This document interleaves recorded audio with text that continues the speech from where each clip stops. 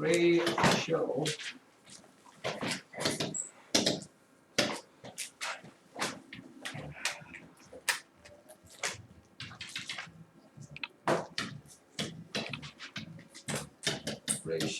story problems. The gist of this, again, this is 4 out of 5 mathematicians say this was probably worth heeding. When you see a story problem that says the ratio of, if you see those words, the ratio, you see the word ratio in there somewhere, you need to do what I call draw a ratio box, which is the same thing as a proportion box, which is the same thing as equal fractions. It's all related there. For example, here's your example problem. The ratio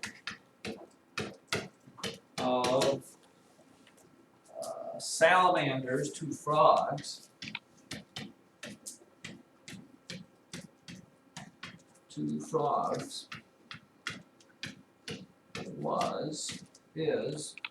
would have been 5 to 7. 5 to 7. If there were 20 salamanders, if there were 20 salamanders,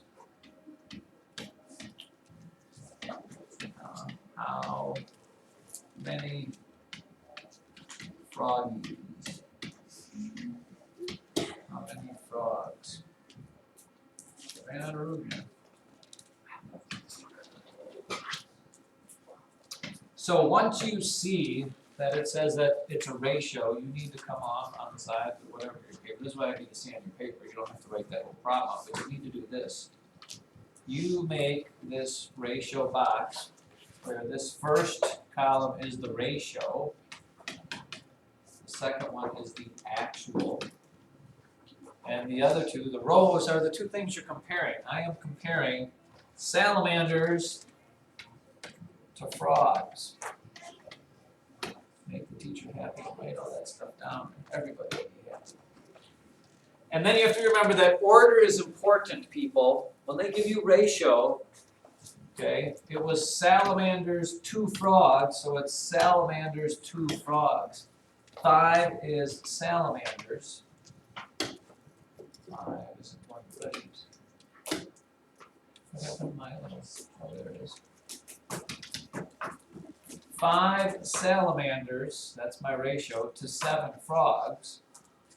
If there were 20 salamanders, so that goes here, the question is how many frogs?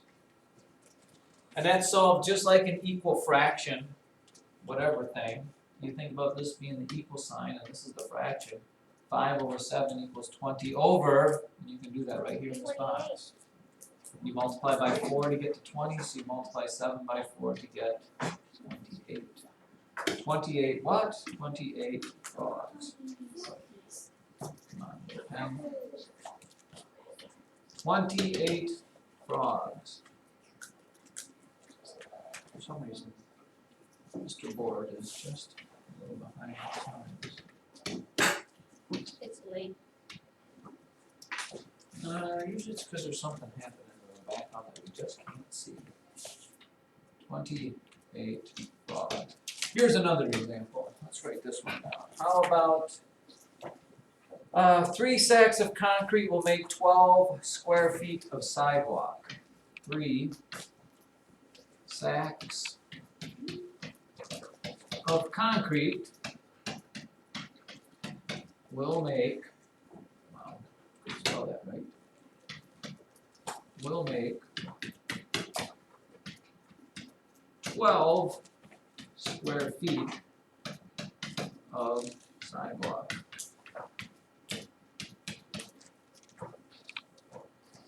How many sacks would you need to make 40? That's it. 40 square feet. Many sacks to make 40 square feet of sidewalk. Now notice, unfortunately, this one does not actually use the word ratio or proportions, but you should be able to figure that out because you're comparing how many sacks it takes to make how many feet squared. So hopefully you can kind of get the gist of that. Again, this is my ratio, this is my actual. What am I comparing? How many sacks it takes to make how many feet squared. And here it says that it takes 3 sacks to make 12 square feet. Where does 40 go? Next to the 3 or next to the 12? Is it how many sacks or how many feet squared? Wade? Next to the 12. Next to the 12 because it's how many feet squared. And then here's my problem.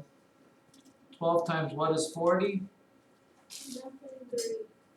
12 times 3 is 36. So what happens when we have a proportion or a ratio that looks like this and we can't do it?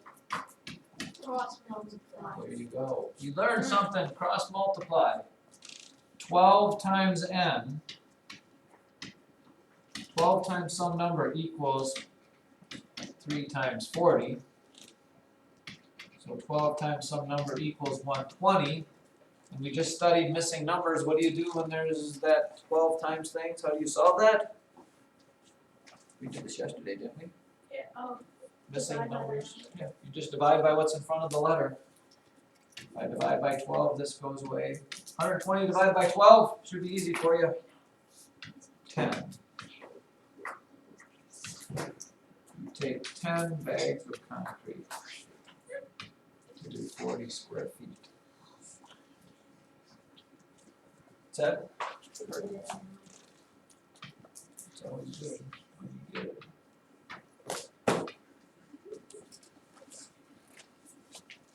See what else we have here. Anything? No, that's all.